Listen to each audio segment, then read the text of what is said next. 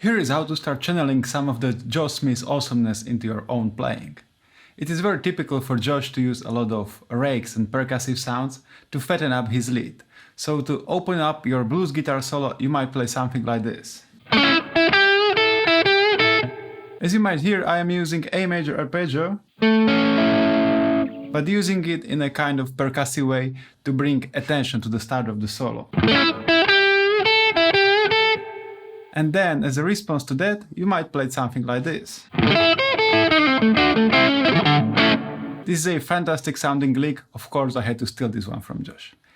Again, to start off, I am using rake to get that fat sound, muting the strings with my picking hand, and at the end, I'm doing another rake, but this time I play it backwards or upwards. You get the idea. It sounds like this. It's hard to slow it down, but basically after that hammer on, I'm playing muted G string, 5th fret on the D, and 7/5 on A string, and finishing with A chord. So altogether we have. Expect that this lick might take you a while before you get it under your fingers.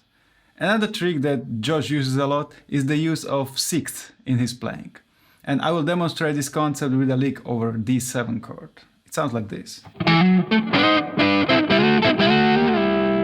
Again, by using two notes instead of one, you are getting more punch and more volume into your playing. And this type of lines work very well even when you are playing alone. It just sounds so much more interesting.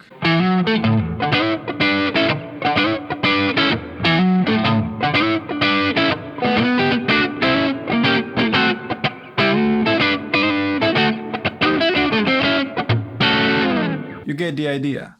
So now let's play the D7 lick once again, but slowly.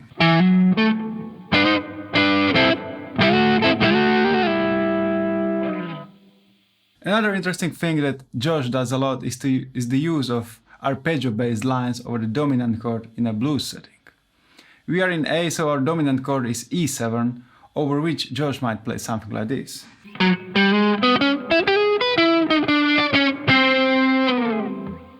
This is a beautiful line connecting the E7 chord to D7 chord.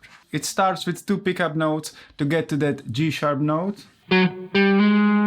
which is the 3rd of E7. You can imagine this chord right here. And then we play 5th of E7, 6th of E7, and back to the root. Then we slide to the 3rd again, 5th, and then chromatically back from E to D on G string, which is 7th of E7 chord. Then we play an octave, and then again chromatically down, and C is 7th of D7 chord. So altogether it sounds like this.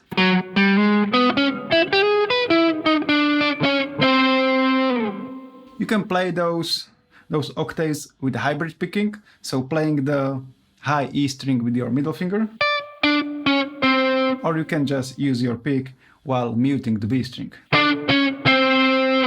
If you like this lesson so far and get some good value out of it, please hit like and subscribe. It will help me to grow this channel and to share my videos with other aspiring guitarists who might appreciate this type of content. Thank you a lot. Okay, so far we have talked about rakes, use of sixths and arpeggio-based lines to embellish your blues solos.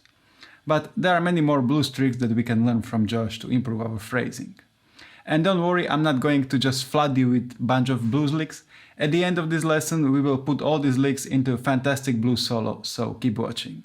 One of the trademarks of Josh's playing is that it is very melodic and theme-based. He often plays a lick and then for next 12 bars, he just keeps coming back to it. Whether he's playing a variation on it or coming up with some kind of response to it, or for a while he might go into completely different direction and then come back to it. I will try to demonstrate it with following example.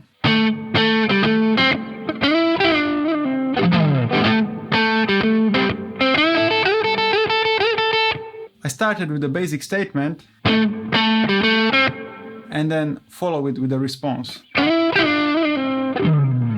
then again the original statement, and then trying to open the solo to some different ideas. So altogether it sounded like this.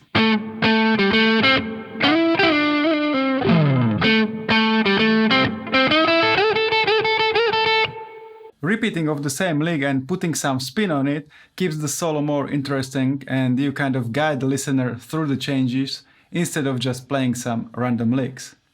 In the next licks I want to demonstrate yet another technique you might find useful. You've heard a little bit of that at the end of the previous example. It is the use of repeating licks that Josh loves to do. It might go something like this.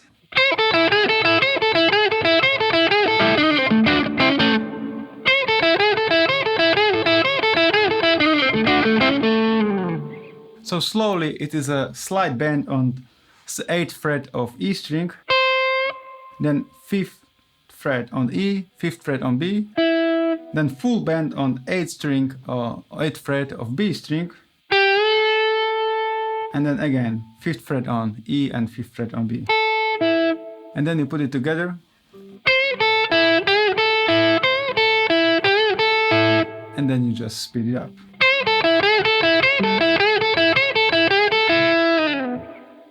There are so many more ideas that we can steal or borrow from Josh, but for the final tip on how to improve your blues soloing, I chose some jazz influences that we can hear a lot in Josh's playing. A simple 3-chord blues foundation offers quite a few spots where we can work in some jazzy ideas, but probably the most obvious one is to add it over the 5 chord, which is E7 in our case. And instead of playing just lick over 5 chord, we can play 2-5 movement, which is a very typical jazz move. So instead of playing just over E7, we can play B minor to E7. It sounds like this. Notice that I have started the lick with a B minor 9 arpeggio,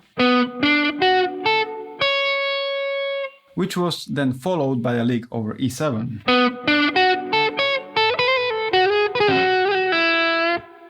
Very nice stuff.